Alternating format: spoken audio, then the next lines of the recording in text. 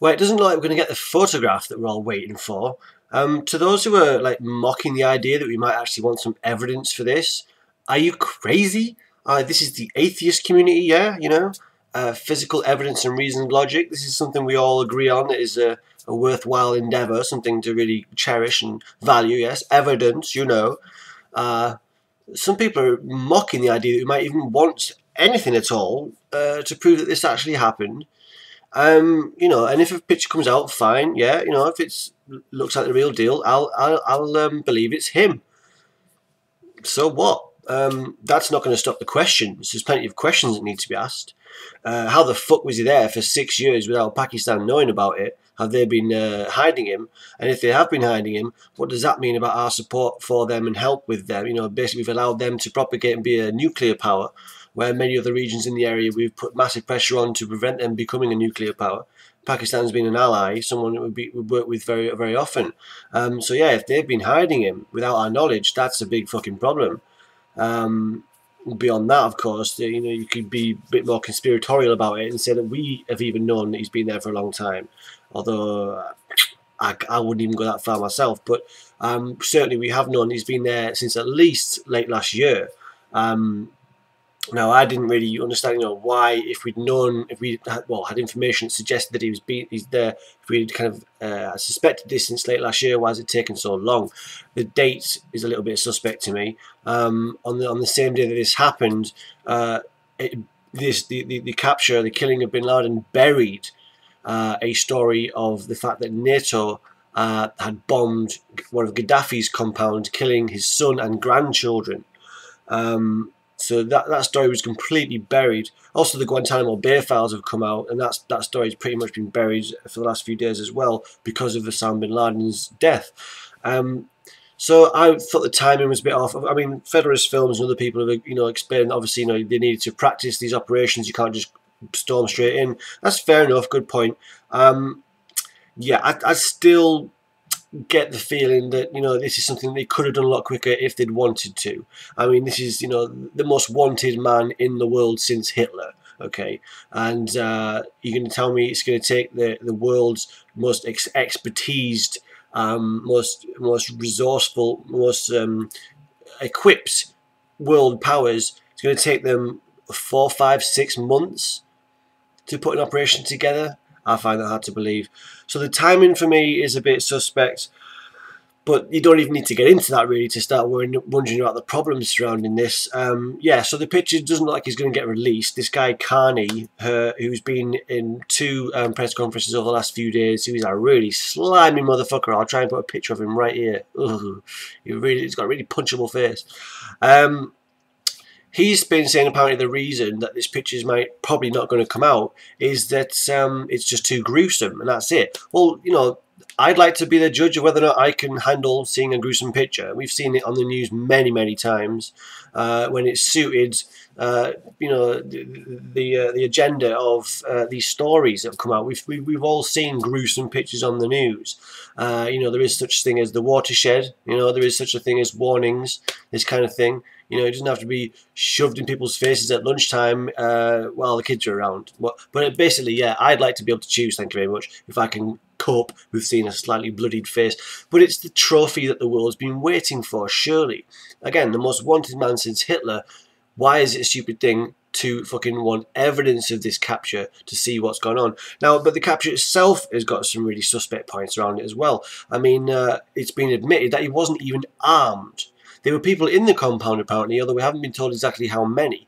Some of the details, the numbers are quite vague on this. But, so yeah, apparently bin Laden, when they finally found him, was not even armed. And yet, apparently, there was no other option but to double tap him in the head.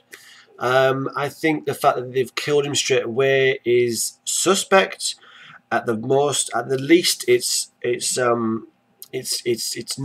not something to respect. It's sloppy. It's you know, you get the feeling that, you know, the soldiers were there and they just couldn't fucking resist being the guy who shot bin Laden, if indeed it is bin Laden.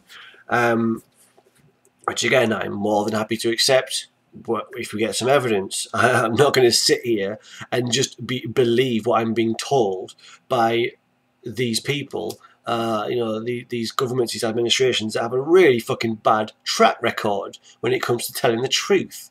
You know, especially in time we were lied to get into Iraq. Doesn't anybody fucking remember the WMDs situation? Okay, and there's people on YouTube just mocking this idea that we might require some kind of evidence. Very disappointing. Yeah, you don't have to be some crazy fucking conspiracy theorist to want evidence of the killing of the most wanted man since Hitler, a man who is specifically been named as the reason we went into Afghanistan. So basically, a man who's specifically been named as the reason that thousands of people have died, billions of pounds have been spent. Specifically, you could widen that into Iraq and the other conflicts that have mission creep and the drip feed of all the kind of different things we've done there after having made this initial excuse to go after bin Laden and his gang, the Al-Qaeda, which apparently is you know, involved with the rebels in Libya and the uprising, though we don't mind about that. Al-Qaeda obviously is also operating from Pakistan and Yemen, but let's just forget about that. Al-Qaeda, who we helped, you know, basically build up and fund and train years ago when it suited us, but forget about that. Anyway, so yeah, so this is the culmination of the biggest, longest, most expensive, most convoluted, most messy, most embarrassing set of military operations in living memory. And we're supposed to just believe that we've got this guy with no fucking proof, and he's just been dumped in the sea hours later. Yeah, gonna need a little bit more on this before I start whooping and hollering, which I wouldn't really be anyway, because killing him doesn't do anything. It's not justice for a start. It doesn't bring back anybody's lives that got killed. It doesn't answer any questions.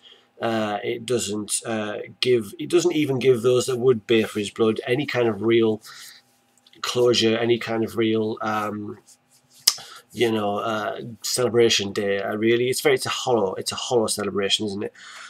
Surely it would have been far more satisfying to capture the dude and have the video of him being dragged out in handcuffs and then, you know, put on trial somewhere and blah blah blah. This is where I get to my kind of theories here, so you can jump on all this all you want. The title is self-explanatory, so whatever. You know, in the information haze that we're experiencing over the last few days, you know, sometimes, you know, it comes down to just theorizing. So yeah, he wasn't armed when they went into his room and they shot him in the head twice. Why did they do that, if indeed it was him? Well, my theory is, I think they were worried about what he would say if they put him on trial. Now, do I think that this means he would have provided some kind of testimony or evidence as to US involvement in 9/11? No, I don't go that far with it. But I do believe that he might have been able to shed light on some information that we had, that we have not been admitting to having had. For example, I do believe that we thought that we had information that suggested that 9/11 was going to happen before it did, and that we didn't do anything to prevent it. But again, that's just speculation as well, as it's based on, you know, various observations and informations, but a whole other video.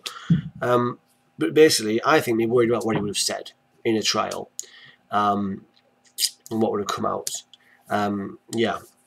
So, but yeah, not armed. So why did they need to kill him? I mean, these are the most highly trained soldiers on the face of the earth. You're telling me they didn't have any other option but to kill him? Sorry, not buying it. This human shield thing, that the woman that apparently was used as human shield, I've heard different stories on this. It might be two different women, is it? Because apparently I've heard that the human shield thing was with a bodyguard, and that his wife, what happened with the wife was that actually that she actually rushed at one of the soldiers, and that they shot her in the leg, and that she wasn't killed. This is the wife now. I don't know if that's different to this human bodyguard, that's a human shield that's apparently used by a bodyguard. I don't know. These are different reports I'm hearing from media, and from press conferences. So again, it's a bit of an information haze at the moment. There are some things that are really fucking contradictory. There's some things that seem to be more consistent now. one thing that does seem to be consistent is that that Pakistan wasn't informed of this raid until afterwards.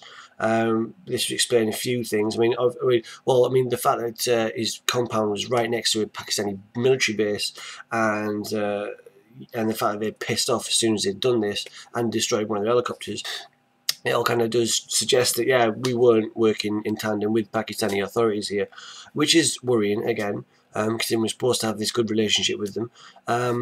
They're denying that they've been harbouring him. It's really hard to believe that someone with this high profile could have been in that area for 6 years without anybody cottoning on, without that information getting out in any kind of way. That's just, it's inconceivable to me. For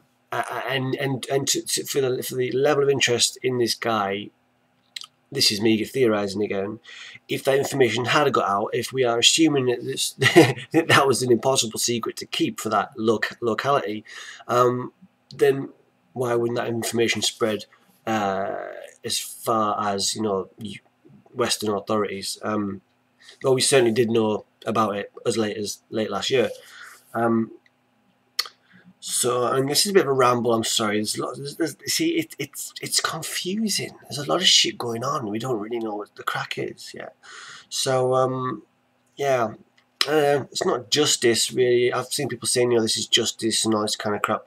It's not. I mean, it's by that rationale, well, because he masterminded the killing of 3,000 odd people. All right, by that rationale, 9/11 was justice for the killing of several tens of thousands of people in the Middle East before 2001 by US, UK, Western forces.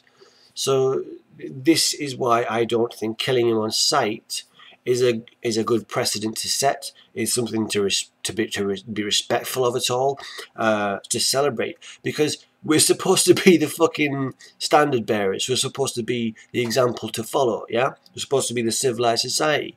This is how it's sold to us, that we are the, you know, the progressive, forward-thinking, civilized society, and we go into these, you know, these backwards areas of the world and try and spread enlightenment and you know, bring them forward to our level, or this kind of thing.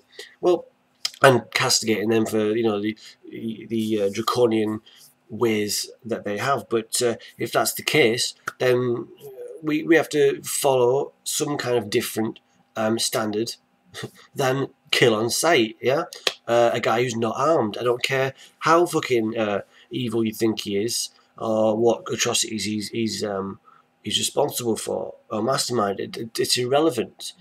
Yeah, if we are the standard bearers, then we have a responsibility to not act as the barbarians do. Although it's obviously it is a facade that we're the standard bearers, but that's a whole another video. It is a complete facade and a joke to think that we are any better than the people that we apparently go to pull into the present. So yeah, he wasn't armed. Why not shoot him in the leg?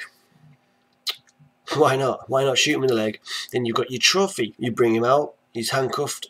I mean, this is such an anticlimax. I mean, when Saddam was captured, you know, they dragged him out of that hole. We all saw the video, and he was looking dishevelled. And oh, Saddam, poor bastard! Look at the state of him. And he's on trial. He's there going, oh, fucking hell, they caught me, bloody hell. You know, that's a trophy. That's closure. That is, I mean, you know, putting aside what you would think about the politics of, you know, of what we did there, but you know, whatever. Certainly more of a valid process occurred there. But that's, again, that's a whole other video as well. But so what else is there to say about it? I'm sure there's loads to say about this. I did watch the press conferences that have been that have come out so far, and the first one, the long one that was on the other night, I'll link to it. It's actually on YouTube, and it's 40 minutes long. But the guy flounders so badly, especially when it comes to questions of why we're not going to see pictures. I mean, it's been suggested through many parts of the media that the reason we won't see pictures or videos is something to do with we don't want to piss off the Muslims. Really? That's why that's why we're not going to see a picture or a video, because you don't want to piss off the Muslims. Yeah, I think maybe the indiscriminate killing of Muslim civilians throughout the Middle East for the last 20 odd years is probably going to anger them a little bit more than seeing a video of Osama bin Laden in handcuffs or with a bullet in the head or what the fuck ever. Yeah, ridiculous. So I mean, but that excuse has already been kind of. We can forget that excuse, because now, according to Carney, this motherfucker, that apparently the reason is the picture is just a bit too gruesome, which I think is a very weak excuse, given the importance of this event. And yeah, I don't trust them. And why the fuck should you? So you people taking a piss out of people who want evidence for this. I don't know what to say to you. You call yourselves fucking atheists, appreciators of, physical evidence and reasoned logic. Really? Come on. Oh my gosh. But that's all I gotta say. I just wanted to get on camera and just like talk about it, because there's a lot going on, and yeah, hopefully we're gonna get more on it, and it's gonna become clearer what the fuck's happened there, and where do we go from here? Does it mean we can start pulling out of Afghanistan? Of course not. Al-Qaeda's everywhere. We've still got to go. This is a good one, right? Okay, so the reason that I've heard so far from these press conferences as to why the capture of the head of Al-Qaeda will not make any difference to the time scale for getting out of Afghanistan is because they want to make sure that we can make sure that Afghanistan will never again be able to be used as a platform for the operations of terrorist cells. Really? How the fuck are you going to do that then? Really? Seriously? You can't even fucking make sure that you're not going to be able to have terrorist cells operating out of the UK and the US. How the hell are you going to be able to make sure you're not going to be able to fucking have terrorists working out the Tora Bora mountains, for fuck's sake? Or anywhere in Afghanistan? That's ridiculous. So yeah, this is just a rough vlog about the situation with Bin Laden and everything surrounding that. So yes, see you later. Goodbye.